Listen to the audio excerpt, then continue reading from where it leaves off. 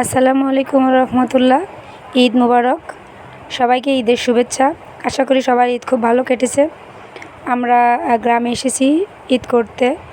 তো আমাদের ঈদটা ভালো কেটেছে, কিন্তু এখানে অবস্থান করাটা ভালো কাটছে না। প্রচণ্ড রকমের গরম, মানে এত গরম ঢাকাতে নাই। আসলে ঢাকাতেও অনেক গরম পড়েছে মাঝখানে, কিন্তু এরকম গরম এখনও পর্যন্ত কোনো দিন ফেস করি নাই।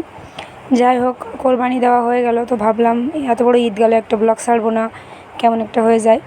তো এই গরমে আসলে বাড়িতেও টিকা যাচ্ছে না, রাস্তাঘাটেও আসা যাচ্ছে না, কারণ রাস্তায় যেখানে সেখানে কোরবানি দেওয়া হচ্ছে, ওখানে অনেক লোকজন। তো এখানে মহিলা মানুষের দাঁড়ানো কেমন একটা লাগছে। তো ভিডিওটা মায়েশাকে বলছিলাম করে নিয়ে আসতে, তো মায়েশা করে নিয়ে আসছে। তো দেখতেই পাচ্ছেন মাংস কাটার শোরগোল পড়ে গেছে। মোটামুটি এটা একটা আনন্দের ক্ষণ পুরুষদের, যারা মাংস কাটে। যদিও বিয়ের আগে আমরা যখন ছোটো ছিলাম, তখন আমাদের কোরবানির মাংস আমরা দাঁড়িয়ে থাকতাম, মাংস আনতে যাইতাম, আবার বটি নিয়ে কাটতামও।